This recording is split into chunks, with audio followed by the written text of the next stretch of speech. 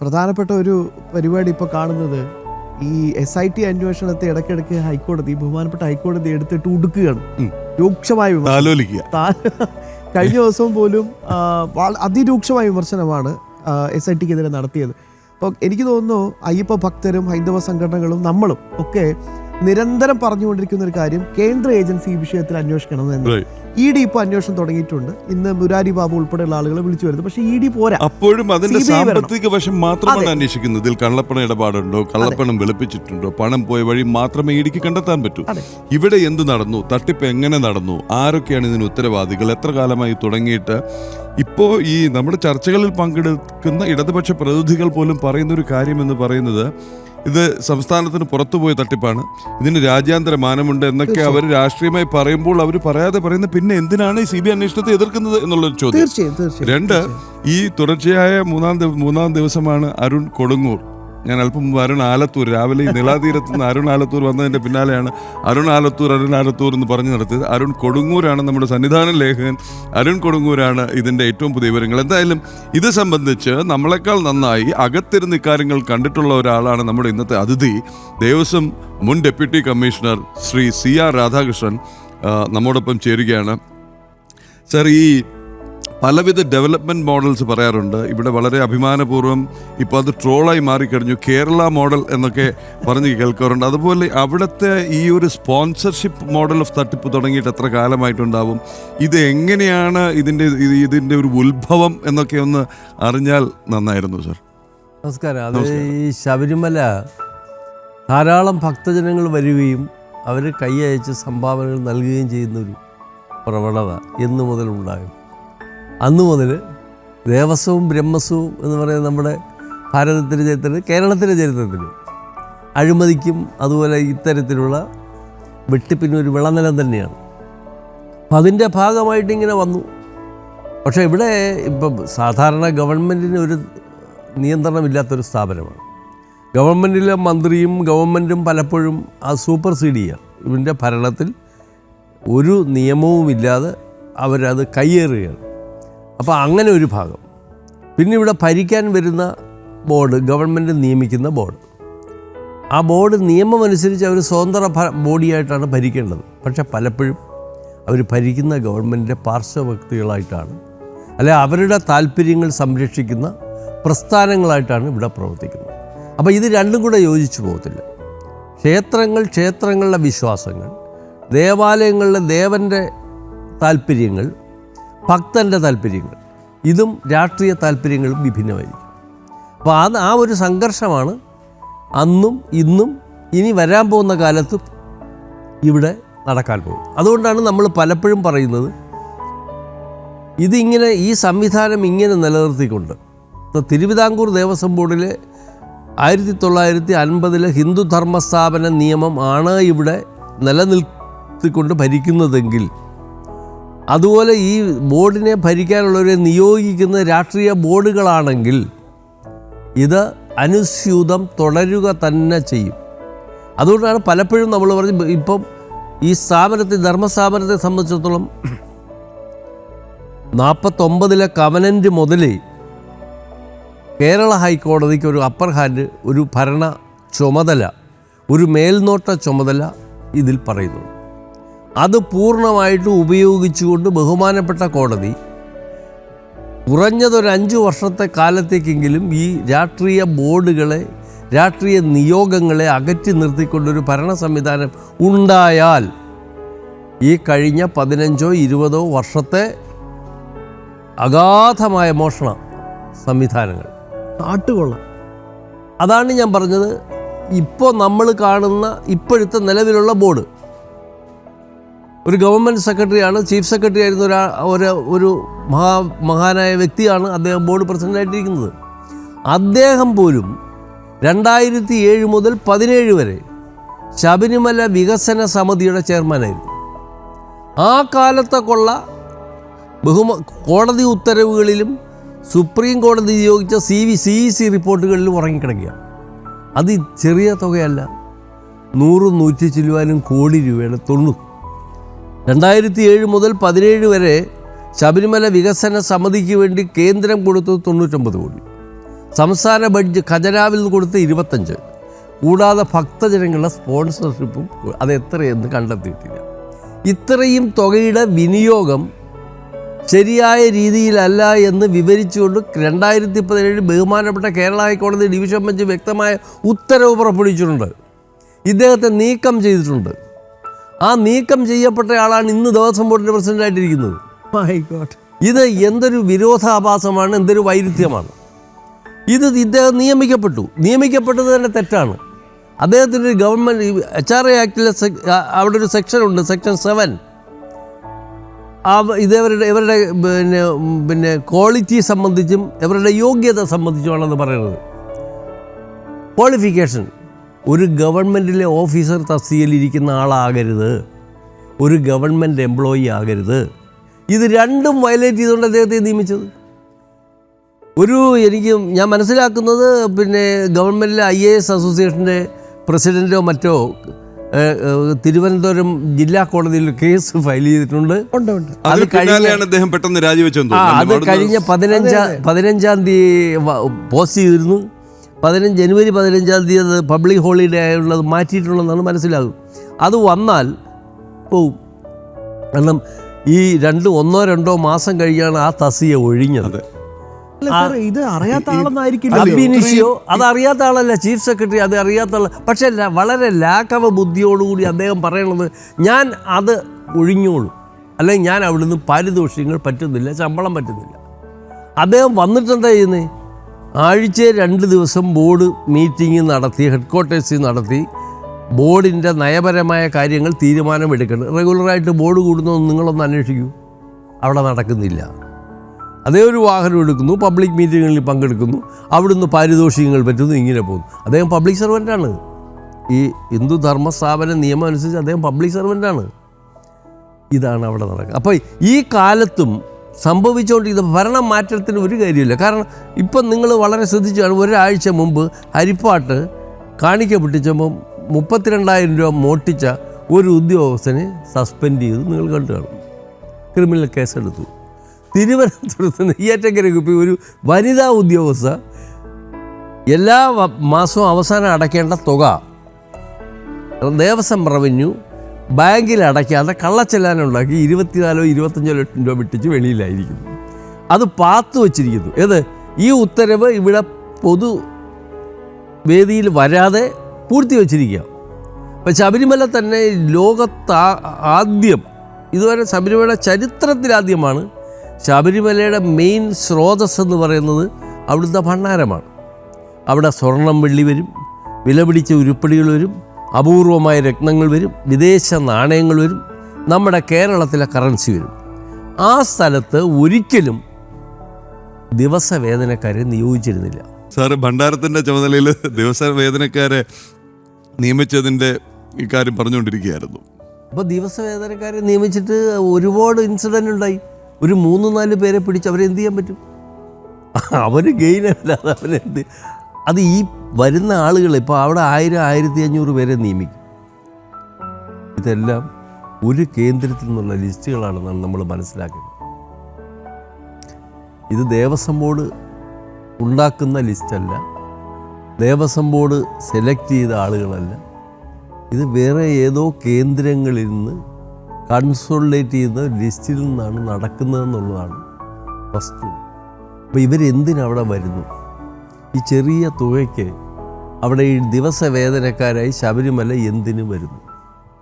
അപ്പോൾ അവർക്കവിടെ വേറെ ഉദ്ദേശങ്ങളുണ്ട്, പ്രവർത്തനങ്ങളുണ്ട്.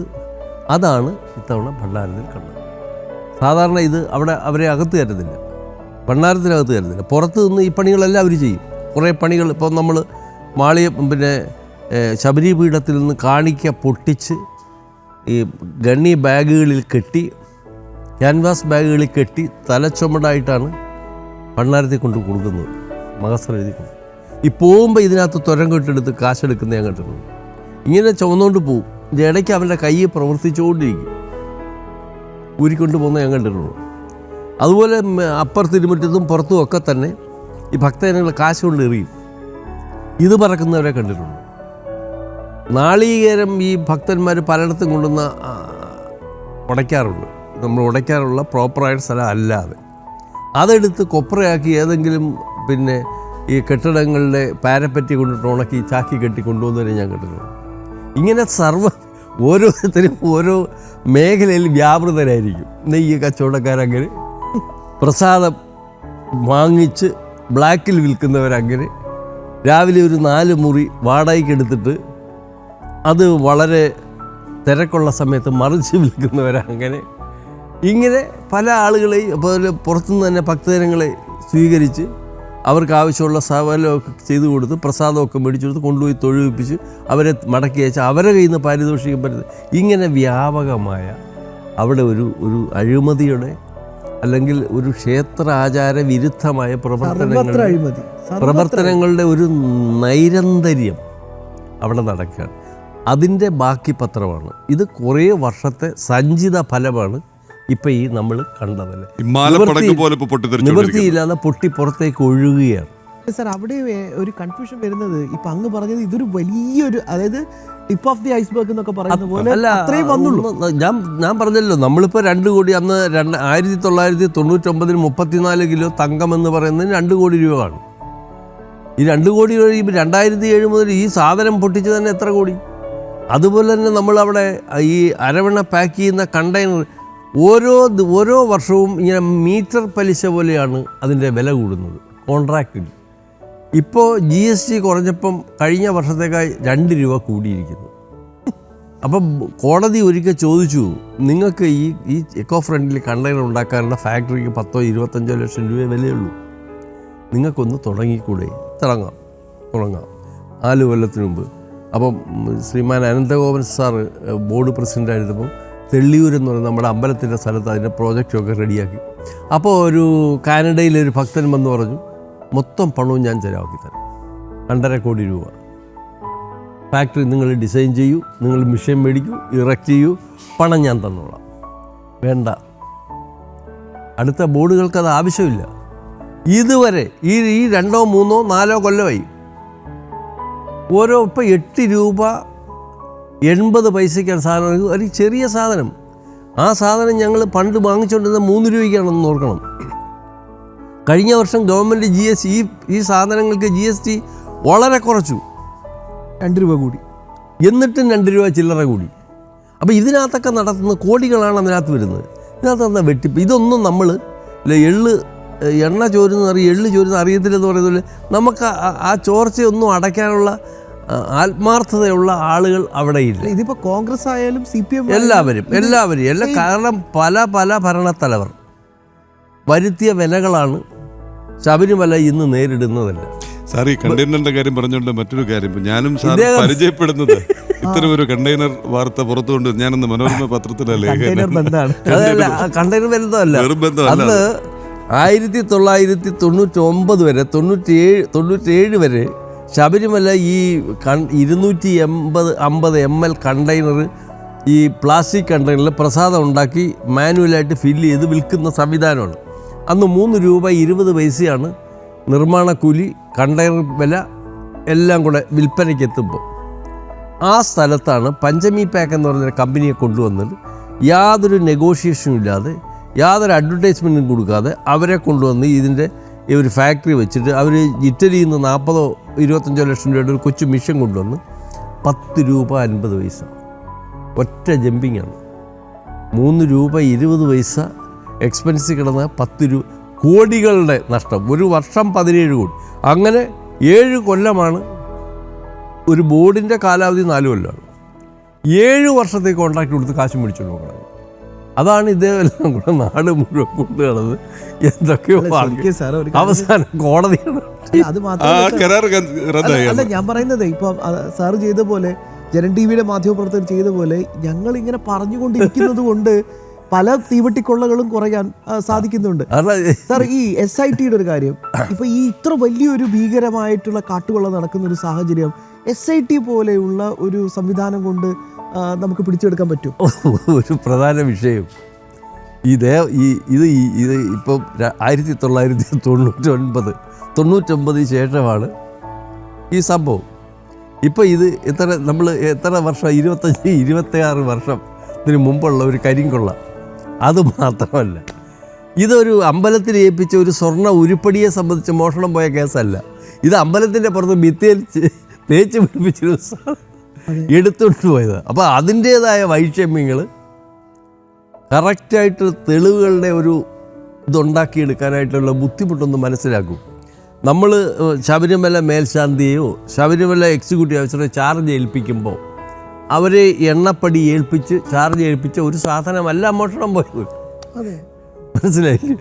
ഈ ശ്രീകോവിലിൻ്റെ പുറത്ത് അലങ്കാരത്തിന് വേണ്ടി അത് അലങ്കരിക്കാൻ വേണ്ടി അവിടെ ചാർത്തിയിരുന്ന അവിടെ അമാൽഗമേറ്റ് ചെയ്യുന്ന ഗോൾഡ് ചിരണ്ടി കൊണ്ടുപോയതാണ്. അപ്പോൾ അത് എങ്ങനെയാണ് കണ്ടുപിടിക്കുക? ഒന്നാമത് ഈ മെർക്കൂറി പ്രോസസ്സിലുള്ള ആ പ്രതലം ഒരാൾക്ക് പെട്ടെന്ന് മാറ്റാൻ പറ്റത്തില്ല. അതേസമയം ഇലക്ട്രോണിക് ഗോൾഡ് പ്ലേറ്റിംഗ് പ്രോസസ്സ് വെച്ചിട്ട് നമ്മൾ പ്ലേറ്റ് ചെയ്താൽ നമുക്ക് അത് തിരിച്ച് റിവേഴ്സ് പ്രോസസ്സിലൂടെ മൊത്തം എക്സ്ട്രാക്ട് ചെയ്തെടുക്കാം. ഇത് പറ്റില്ല. ഇതിന് ഒരൊറ്റ മാർഗ്ഗമേ ഉള്ളൂ. നല്ല ടെക്നോളജി അറിയുന്ന ഒരാൾക്ക് ആസിഡിൽ സാധനമിട്ട് ആസിഡിൽ സ്വർണം ലയിപ്പിച്ചെടുത്ത് പിന്നീട് വേറൊരു പ്രോസസ്സിങ്ങിലൂടെ അതിൽ നിന്ന് വേർതിരിച്ചെടുക്കാനേ പറ്റും. അത്ര അതികഠിനമായ പണിയാണ് ഇവരെടുത്തിരിക്കുന്നത്. അപ്പോൾ ഇതൊക്കെ ഇത്തരം അതിസങ്കീർണമായ പ്രക്രിയകളെ പറ്റിയാണ് അന്വേഷണം നടക്കുന്നത് വിചാരിച്ചോണം. അപ്പോൾ ഇതിനൊക്കെ കോൺക്രീറ്റ് ആയിട്ടുള്ള എവിഡൻസ് കളക്ട് ചെയ്യാത്തത് ദുർവാഹമാണ്, വളരെ ബുദ്ധിമുട്ടുള്ള. അപ്പോൾ ഈ പറയുന്ന പത്മകുമാർ മുരാരി ബാബുക്കെ നമുക്ക് ചുറ്റിലൂടെ ഇങ്ങനെ നടക്കുമെന്നാണ് എൻ്റെ വിശ്വാസം. പിന്നെ ഇപ്പം കിടക്കുന്ന ജയിൽവാസവും ഇത് കഴിഞ്ഞ് ഭക്തജനങ്ങളുടെ ഇടയിലുള്ള ഒരു അവമതിപ്പും അവനൊരു മതിയായ ശിക്ഷയാവും, വലിയ ശിക്ഷയാവും. ഇതല്ലാതെ വേറൊന്നും വരുന്നത് എനിക്ക് തോന്നുന്നില്ല. നമ്മുടെ സാധാരണ അമ്പലത്തിൽ കൊടുക്കുന്ന ഉരുപ്പടി ഒരു ഭഗവാന്റെ കിരീടം പൊട്ടിച്ചുകൊണ്ട് പിടിക്കാം.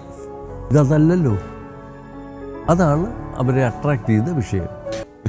ഇപ്പോൾ ഈ SIT നിയന്ത്രിക്കുന്ന സംസ്ഥാന സർക്കാരിന് കീഴിലുള്ള ഉദ്യോഗസ്ഥർ തന്നെയാണ്. ഹൈക്കോടതി നിയന്ത്രണത്തിലാണ്, ഹൈക്കോടതി നിരീക്ഷണത്തിലാണ് നടക്കുന്നത്. അതുകൊണ്ട് SIT കുറിച്ച് ഒരക്ഷരം മിണ്ടിപ്പോരെന്നൊക്കെ പലരും പറയുന്നത് കണ്ട് പല രാഷ്ട്രീയ പ്രമുഖരും.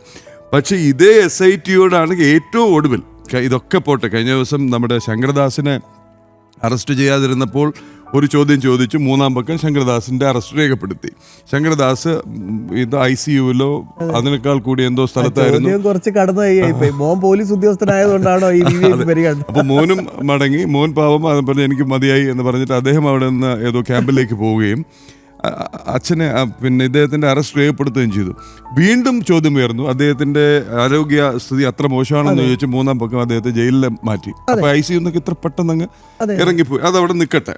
അത് കഴിഞ്ഞിട്ട് എന്താ ഉണ്ടായത്? ഇപ്പം ഏറ്റവും ഒടുവിൽ ഈ ഹൈക്കോടതി നിരീക്ഷണത്തിൽ നടക്കുന്ന SIT കുറിച്ച് ഒന്നും പറയരുതെന്ന് പറഞ്ഞുകൊണ്ടിരുന്നപ്പോഴാണ് ഹൈക്കോടതി ചോദിച്ചത്, ഈ സെഷൻസ് കോടതി മുതൽ സുപ്രീം കോടതി വരെ ഇവരുടെ ജാമ്യ ഹർജി തള്ളിയപ്പോൾ സ്വാഭാവിക ജാമ്യം കിട്ടാൻ രീതിയിൽ നിങ്ങൾ എന്തിനാ പ്രവർത്തിച്ചെന്ന് ചോദിച്ചിട്ടാണ് നേരത്തെ ശ്യാം പറഞ്ഞ പോലെ എടുത്തുകൊടുത്തിരിക്കുന്നത്. അപ്പൊ ഈ ഹൈക്കോടതി നിയോഗിച്ചു എന്ന് പറയുന്നത് കൊണ്ട് അവർക്കൊരു ദിവ്യത്വം ഒന്നുമില്ല. അതേ ഹൈക്കോടതിയാണ് ചോദിച്ചിരിക്കുന്നത് ചെയ്യുന്നത്. അപ്പോൾ ഇവര് വിചാരിച്ചാൽ എന്ത് കണ്ടെത്തും ഇനി? ആ കാലത്തുള്ള അതിപ്പം ബഹുമാനപ്പെട്ട ഒരു ഹൈക്കോടതി ബെഞ്ച് ഈ അവരുടെ ജാമ്യം പരിഗണിച്ചപ്പോഴാണ് ഇത് പറഞ്ഞത്. അപ്പം അത് കോടതിക്കൊക്കെ ഇത് അതിസങ്കീർണമായി രാവണക്കോട്ട പോലെ ഇങ്ങനെ പോവുക, ഒന്നും സുവ്യക്തമായി കാര്യങ്ങൾ വരുന്നില്ല. അല്ല, അങ്ങ് പറഞ്ഞതിൽ നിന്ന് ഇനി അങ്ങോട്ടുള്ള കാര്യങ്ങൾ നമുക്കറിയേണ്ടത് ഒന്ന്, ഇതിപ്പോൾ 25, 28, 30 അതല്ലെന്നുണ്ടെങ്കിൽ ഇവിടെ ഈ രാഷ്ട്രീയക്കാര് അവിടെ കയറി തുടങ്ങിയപ്പോൾ മുതൽ, അല്ലെങ്കിൽ രാഷ്ട്രീയ അപ്പോയിൻമെന്റ്സ് ബോർഡിലേക്ക് തുടങ്ങിയപ്പോൾ മുതൽ ഇത് തുടങ്ങിയിരിക്കാം. 1. 2 വർഷങ്ങളായി പല രീതിയിൽ ഈ പറയുന്ന പോലെയുള്ള വെട്ടിപ്പ്, കണക്കില്ലായ്മ, പിന്നെ ഈ പറഞ്ഞ ചില കാലഘട്ടങ്ങൾ ഇത് സംബന്ധിച്ചുണ്ട പല സമയത്തുണ്ടായിരിക്കുന്ന ഹൈക്കോടതി ഉത്തരവുകൾ, ഇതെല്ലാം കണ്ടെത്താൻ ഈ പറഞ്ഞ പോലെ ഇതല്ലാതെ നമ്മുടെ സെൻട്രൽ ഓഡിറ്റ് വിഭാഗമുണ്ടല്ലോ, AGയുടെ നേതൃത്വത്തിലുള്ള ഒരു ഓഡിറ്റും, അതുപോലെ തന്നെ ഭരണത്തെക്കുറിച്ച് അദ്ദേഹം പറഞ്ഞ കാര്യം, ഇനി ഹൈക്കോടതി ഇത്രയും ഇടപെട്ടെങ്കിൽ, ഹൈക്കോടതി SIT നിയമിച്ചെങ്കിൽ ഹൈക്കോടതിയുടെ ബഹുമാനപ്പെട്ട ദേവസ്വം ബെഞ്ച് ഹൈക്കോടതി ഇടപെട്ട് ഇത്തരം സ്വാധീനത്തിന് വഴങ്ങാത്തവരെ ഇനി മറ്റൊരു നിയമനിർമ്മാണം വന്ന് രാഷ്ട്രീയത്തിന് അതീതമായി രാഷ്ട്രീയ വിമുക്തമാക്കുന്നത് വരെയെങ്കിലും സ്വാധീനങ്ങൾക്ക് വഴങ്ങാതെ ക്രെഡിബിലിറ്റിയുള്ള, ഇന്റഗ്രിറ്റിയുള്ള ഒരു ഭരണ സംവിധാനവും എന്നുള്ളത് ആവണ്ടേ സാർ പരിഹാരം? ആവണം. അപ്പോൾ ഇപ്പം തന്നെ നമുക്കുള്ള ഈ ധർമ്മസ്ഥാപന നിയമപ്രകാരം സ്റ്റേറ്റ് ഓഡിറ്റ് ഡിപ്പാർട്ട്മെൻറ്റ്, അത് ലോക്കൽ ഫണ്ട്, പഴയ ലോക്കൽ ഫണ്ട്, ഇപ്പോൾ സ്റ്റേറ്റ് ഓഡിറ്റ് ഡിപ്പാർട്ട്മെൻറ്റ്, അത് സംസ്ഥാന ഗവൺമെൻറ്റിൻ്റെ ഫൈനാൻസ് ഡിപ്പാർട്ട്മെൻറ്റിൻ്റെ കൺട്രോളിലുള്ള സ്ഥാപനമാണ്. അവർ ആഡിറ്റ് ഫീസ് പറ്റിക്കൊണ്ട് അവിടെ ഈ ക്ഷേത്രമുണ്ടായ കാലം മുതൽ ആഡിറ്റ് നടത്തും. ഇത് റിവ്യൂ ചെയ്യുന്ന ബഹുമാനപ്പെട്ട കോടതിയാണ്. അവർ ഈ കോടതിയിലൊരു അതിന് കഴിഞ്ഞ 15 വർഷത്തിന് മുമ്പ് കോടതിയിൽ എഴുതി കൊടുത്തു, ശബരിമല ഡേ ടു ഡേ എന്നുവെച്ചാൽ ഫെസ്റ്റിവൽ 135 ദിവസം ഫെസ്റ്റിവൽ തുറന്നിരിക്കുമ്പോൾ മുഴുവൻ ഞങ്ങൾക്ക് അവിടെ കൺകറൻ്റ് ആഡിറ്റ് നടത്തണം. കോടതി ഒബ്ജക്ഷൻ ഒബ്ജക്ഷൻ എന്താ, നടത്തിക്കോട്ടെ.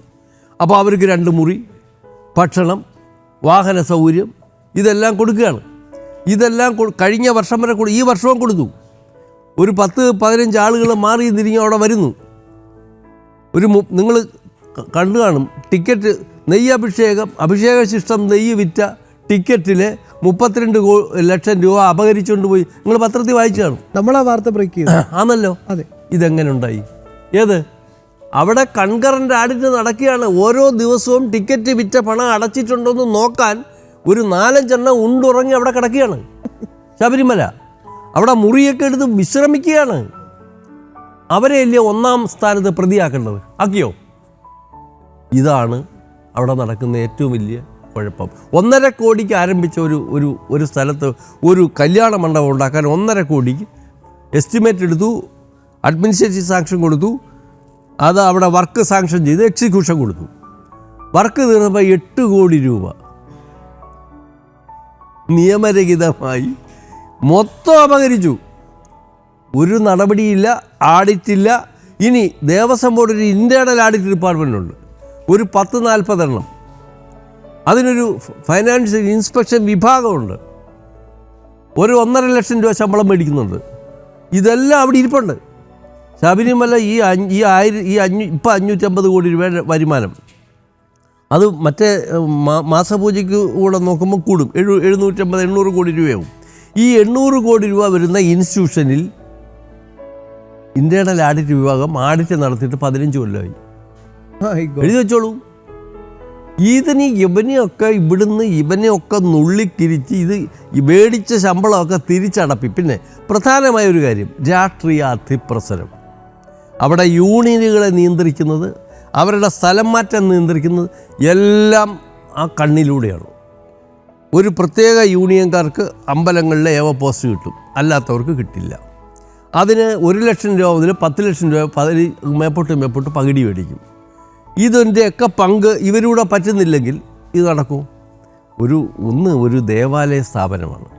അതിലെ കോൺഗ്രസ് ആയാലും കമ്മ്യൂണിസ്റ്റ് ആയാലും അതിലെ പാർട്ടി തത്വശാസ്ത്രം കുത്തിച്ചെലുത്താൻ ശ്രമിക്കരുത്, ഫ്രാക്ഷൻ ഉണ്ടാക്കാൻ ശ്രമിക്കരുത്.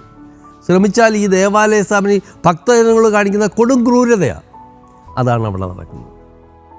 അടിമുടി ഇതെല്ലാം നിയന്ത്രിക്കപ്പെടുന്നു, സംരക്ഷിക്കപ്പെടുന്നു. അതിന് നമ്മൾ ആരെ കുറ്റം പറയാം? സത്യം.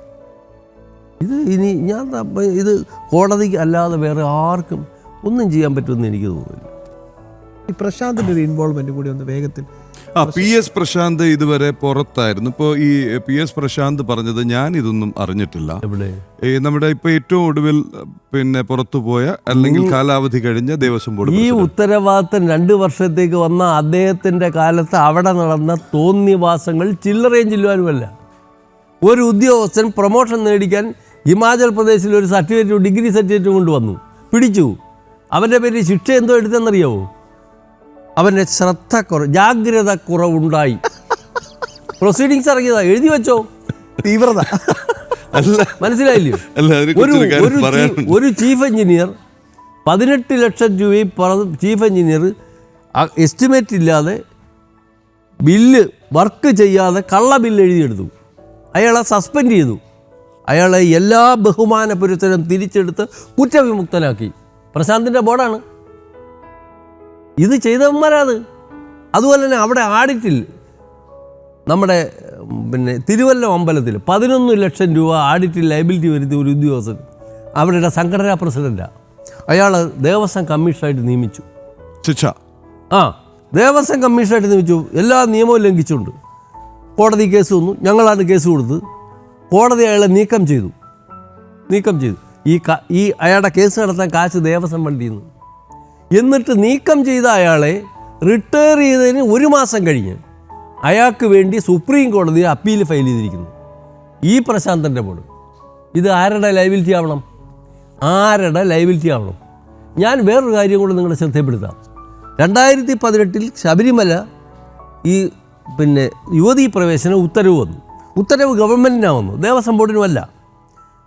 അവിടെ അത് കഴിഞ്ഞു, ഇതിന് റിവ്യൂ പെറ്റീഷൻ വന്നു. 30-35 സംഘടനകളും വ്യക്തികളും കൊടുത്തു. ഗവൺമെൻറ് അവരുടെ ഫണ്ട് ഉപയോഗിച്ചുകൊണ്ട് ഇതിനെ എതിർത്തു. ഇത് സ്വീകരിക്കരുത്, ഇത് നടപ്പാക്കണം. തിരുവിതാംകൂർ ദേവസ്വം ബോർഡ് ഇത് ഈ യുവതീ പ്രവേശനം അങ്ങനെ തന്നെ വേണമെന്ന് പറയാൻ ബോർഡിലെ പൈസ എടുക്കാമോ? 5 കോടി രൂപ എടുത്തുകൊണ്ടാണ് ശബരിമല യുവതികളെ പ്രവേശിപ്പിക്കണം എന്ന് പറയാൻ അന്നത്തെ ദേവസ്വം ബോർഡ് പ്രസിഡൻറ്റും കൂട്ടാളികളും അവിടെ പോയത്. 36 ലക്ഷം രൂപ ഒരു ദിവസം വേതനം കൊടുക്കുന്ന വക്കീലിനെ കൊണ്ട് 10 ദിവസം വാദിപ്പിച്ചത്. ഈ പാവപ്പെട്ട ഭക്തജനങ്ങൾ തലയ്ക്കൊഴിഞ്ഞ് അവിടെ കൊണ്ടിരുന്ന പണം എടുത്ത് ഇവന് ഈ സെക്ഷൻ 32 എന്ന് പറഞ്ഞൊരു വകുപ്പുണ്ട്. ദേവസ്വം ധനം ദുർവിനിയോഗം ചെയ്തതിനെ സർചാർജ് ചെയ്യാൻ കോടതിക്ക് അധികാരമുണ്ട്, ഡിവിഷൻ ബെഞ്ചിന്. ഇവന്മാരെ സർചാർജ് ചെയ്തവന്മാരെ സ്ഥാവര സംഗമ സ്വത്തുകളിൽ നിന്ന് പൈസ ഈടാക്കണമെന്നാണ് എൻ്റെ അഭിപ്രായം. ആരെങ്കിലും ആ മേഖലയിൽ ശ്രമിച്ചിട്ടുണ്ടോ? ഗവൺമെൻറ് പോവാം, പോളിസി സ്ത്രീകളെ പ്രവേശിപ്പിക്കണമെന്ന പോളിസി അവരാദ്യം എടുത്തു. ബോർഡ് ദേവസ്വം ആചാരലംഘനം നടത്തണമെന്ന് സുപ്രീം കോടതിയിൽ പോയി വാദിക്കാൻ അത് ഭക്തർ കൊടുത്ത പൈസ അല്ലേ, ഈ 5 കോടി. ഇത് ഈ ചെലവാക്കിയവന്റെ ലയബിലിറ്റി ആക്കണമോ വേണ്ടയോ? യവന്റെ സ്ഥാവര ജംഗമ സ്വത്തുകളിൽ നിന്ന് ആ മിനിമം ആ പണം ഭക്തജനങ്ങൾ വിശ്വാസപൂർവ്വം ക്ഷേത്ര ദേവീദേവന്മാർക്ക് നടക്കിട്ട പണം എടുത്തുകൊണ്ട് പോയി ഇവിടെ ആചാരലംഘനം നടത്തണം, റിവ്യൂ സ്വീകരിക്കരുത് എന്ന് പറയാൻ ചെലവാക്കിയിട്ടുണ്ടു എങ്കിൽ ആ പണം എടുക്കണ്ടേ, പിടിക്കണ്ടേ? ഇമ്മാതിരി കാര്യങ്ങൾ ചെയ്യുന്നവനെ എന്താണ് ചെയ്യേണ്ടത്? ഇതൊക്കെ ദൈവശിക്ഷയാവും. ഇത് നൂറ്റാണ്ടുകളെ ശബരിമല സ്ത്രീ പ്രവേശനം ഇല്ല, നമ്മുടെ നാട്ടിലുണ്ടല്ലോ ഈ കൊടുങ്ങല്ലൂർ കാവ് തീണ്ടെന്ന് പറയുന്ന ചടങ്ങുണ്ട്. അതുപോലെ ശബരിമല ഒരു സ്ത്രീയെങ്കിലും പ്രവേശിപ്പിക്കുക എന്ന് പറയുന്ന ഒരു ദൃഢവൃതം എടുത്ത് പ്രവർത്തിച്ച പല ആളുകളും ബന്ധപ്പെട്ട അന്നത്തെ മന്ത്രി അയ്യോ ഞാൻ അങ്ങനെയൊന്നും ചെയ്തിട്ടില്ല, എനിക്ക് ദേവസ്വം ബോർഡിൽ അധികാരവുമില്ല, ഒരു കടലാസ് കാണാൻ എനിക്ക് അവകാശമില്ല എന്നൊക്കെ ഇപ്പോൾ കിടന്ന് പായാരം പറയുന്നത് നമ്മൾ കണ്ടുകൊണ്ടിരിക്കുക. ആന്നോ? ആന്നു. ഇവരൊക്കെ ആ കാലത്ത് പറഞ്ഞ് ഈ രാജ്യത്ത് മുഴുവൻ നടന്ന് പ്രസംഗിച്ച് എല്ലാം നിങ്ങൾ എടുത്ത് ആളുകളെ ഇത് കേൾപ്പിച്ച് നോക്കും, അപ്പോൾ അറിയാം അവരെ തനി ഗുണം. അപ്പോൾ അതാണ് ഈ സ്ഥാപനം ഇന്ന് നേരിടുന്ന ഏറ്റവും വലിയ പ്രശ്നം. അവിടെയാണ് പരിഹാരം വേണ്ടത്. ഇതിൻ്റെ തൊലിപ്പുറത്തുള്ള ഈ മിനുക്കുകളിലൊന്നും ഇത് തീരില്ല. കാരണം ഇത്രയും ഒരു കൊള്ള SIT ബഹളം ഇതെല്ലാം നടന്നുകൊണ്ടിരിക്കുമ്പോഴാണ് കാണിക്കുന്ന പണം എടുത്തുകൊണ്ടിരിക്കുന്നത്. അന്നേരമാണ് ബാങ്കിൽ പണം അടയ്ക്കാതെ ബാങ്കിലെ കള്ളച്ചെല്ലാൻ ഉണ്ടാക്കി വെക്കുന്നത്. അന്നേരമാണ് ശബരിമല അയ്യപ്പന് വിറ്റ നെയ്യഭിഷേകത്തിന് ആടിയേശ്വരൻ നെയ്യ് വിറ്റ 32 ലക്ഷമായിട്ട് അപകരിച്ചുകൊണ്ട് വിടുന്നത് എങ്ങനെ നന്നാവും? അപ്പോൾ വളരെ കൃത്യമായി എന്നെ തല്ലണ്ടാമാവ, ഞാൻ നന്നാവത്തില്ല. 1 2 ഇത് നമുക്ക് പണം വാരാനുള്ള ഇടം, അവിടെ എന്തും ആകാമെന്നുള്ള. പക്ഷേ ഒരിക്കൽ കൂടി പറയട്ടെ, ഈ അയ്യപ്പൻ വളരെ കൃത്യമായ കാര്യങ്ങൾ ചെയ്യുന്നുണ്ട്. അല്ലെങ്കിൽ ഭഗവാൻ കാര്യങ്ങൾ, അയ്യപ്പ നിന്നെ നീ തന്നെ കാത്തോടെ എന്നൊക്കെ പറഞ്ഞ പോലെ അയ്യപ്പൻ കാര്യങ്ങൾ കൃത്യമായി ചെയ്യുന്നുണ്ട്. അതല്ലെങ്കിൽ 2019 വിജയകരമായി നടത്തിയ ഒരു ഓപ്പറേഷൻ ഒന്നുകൂടി ആവർത്തിച്ചാലോ എന്നൊരു അത്യാർത്തി ഇവിടെ ഉണ്ടാക്കുകയും അത് താഴെ ജാഗരൂകനായി കാത്തിരുന്ന ഒരു സ്പെഷ്യൽ കമ്മീഷണറുടെ ശ്രദ്ധയിൽപ്പെടുകയും അത് മിഥുൻ മുരളി എന്ന ചെറുപ്പക്കാരനായ ജനൻ TV ലേഖകൻ അറിയുകയും അത് അന്ന് പുറത്തു കൊണ്ടുവരികയും ചെയ്തു. അന്നൊന്നും ഒരു മാധ്യമവും ഇതിനെ കവർ ചെയ്യുന്നോ കൊള്ളയെന്നോ വിളിച്ചിരുന്നില്ല. ദൈവനിശ്ചയോ അല്ലേ? അപ്പൊ നിലാവുണ്ടെന്ന് വിചാരിച്ച് വെളുക്കൂടോ മോഷ്ടിച്ചാലേ പിടി. അപ്പൊ ഇനി ഒന്നൊന്നായി വരട്ടെ. അങ്ങ് പറഞ്ഞ കാര്യങ്ങൾ, ഇപ്പൊ പറഞ്ഞ കാര്യങ്ങൾ പോലും ഇനി ഒന്നൊന്നായി അതുകൊണ്ട് പ്രശാന്തൻ രക്ഷപ്പെടത്തില്ല. 2027 ഒരു ബോർഡിന്റെ ഓർഡർ ഉണ്ട്. ദ്വാരപാലക വിഗ്രഹത്തിൽ പൂശിയിട്ടുള്ള ചെമ്പ് പ്രശാന്തനാണോ അതിലൊപ്പിട്ടത്? ആ ഉത്തരവ് ഒളിച്ചു വയ്ക്കാൻ പറ്റുമോ? അത് കഴിഞ്ഞ് 2025 ഇത് കൊണ്ടുപോയ കുറേ ഉദ്യോഗസ്ഥന്മാരോട് പറഞ്ഞയച്ചു. പക്ഷേ ഈ കൊണ്ടുപോകുന്നത് സ്റ്റാറ്റ്യൂട്ടിന് വിരുദ്ധമാണെന്ന് ഈ പ്രസിഡന്റ് അറിയാൻ പാടില്ലേ? അതും പോട്ടെ. 2021 ബഹുമാനപ്പെട്ട കേരള ഹൈക്കോടതി ഒരു ജഡ്ജ്മെൻറ്റ് കൊടുത്തിട്ടുണ്ട്. മേലിൽ ഇമാതിരി റെക്ടിഫിക്കേഷൻ നടക്കുമ്പോൾ നിങ്ങൾ പുറത്തേക്ക് കൊണ്ടുപോകാൻ പാടില്ല, കോടതിയുടെ അനുവാദം വാങ്ങിക്കണം. അതനുസരിച്ചിട്ടുണ്ടോ? ഇല്ല. ദേവസ്വം ബോർഡിന് 4 കൗൺസിലുണ്ട്, വക്കീലന്മാർ എറണാകുളത്ത്. ഇവിടെ ഒരു റിട്ടയേർഡ് ജില്ലാ ജഡ്ജി ലാഫീസർ ഇരിപ്പുണ്ട്, 3 or 4 ലാ ഗ്രാജുവേറ്റ്സ് അവിടെ ഇരിപ്പുണ്ട്. വലിയൊരു നിയമപ്പട അറിഞ്ഞില്ലെന്ന്. 2023 കോടതി നിരോധിച്ച ഒരു ഉത്തരവുള്ളത് അറിഞ്ഞിട്ടില്ല. അപ്പോൾ അകത്താകണോ ആയിക്കോളൂ. അപ്പൊ സ്വാമി ശരണം, ഇതെല്ലാം ഒരു വഴിക്ക് നീങ്ങട്ടെ. വളരെയധികം നന്ദി. രാവിലെ തന്നെ വന്ന് ഇത്ര പ്രധാനപ്പെട്ട ഒരു വാർത്തയുടെ വിശദാംശങ്ങൾ അങ്ങ് പറഞ്ഞനുസരിച്ചാണെങ്കിൽ ഇനി ഒരു 10-15 അന്വേഷണ പരമ്പര നടക്കാനുള്ള മെറ്റീരിയലാണ് ഈ ചെറിയ സമയം കൊണ്ട് അങ്ങ് പറഞ്ഞത്. ഓരോന്നായിട്ട് നമുക്ക് അന്വേഷിക്കാൻ, കാര്യം നമ്മുടെ ഒരു ദൗത്യം തന്നെ ഇല്ലേ ശ്യാം? അല്ല, ഇതില് സാർ ഏറ്റവും പ്രധാനപ്പെട്ട കാര്യം അങ്ങ് പറയുന്ന ഓരോ പോയിന്റും സത്യം പറഞ്ഞോട് കൂടി അല്ലാതെ നമുക്ക് കേട്ടിരിക്കാൻ പറ്റില്ല. ഈ സ്വർണ്ണപ്പാളി ഒന്നുമല്ല, ഈ ശബരിമല സ്വർണ്ണപ്പാളി ഈ പറഞ്ഞ അത്രയും 30.328 ഗ്രാം കിലോ സ്വർണം അപഹരണം ഒന്നുമല്ല. എന്തായാലും പ്രിയപ്പെട്ട പ്രേക്ഷകരെ, CR Radhakrishnan, deputy Devaswom commissioner, അദ്ദേഹം എത്തുന്നതിന് മുമ്പ് ഞാൻ ശ്യാമിനോട് പറഞ്ഞു, അപൂർവം പേരേ ഉള്ളൂ അമ്പേൽക്കാത്തവർ. അതിൽ ഒരാളാണ് ഇന്ന് നമ്മുടെ അതിഥിയായി വന്നത്.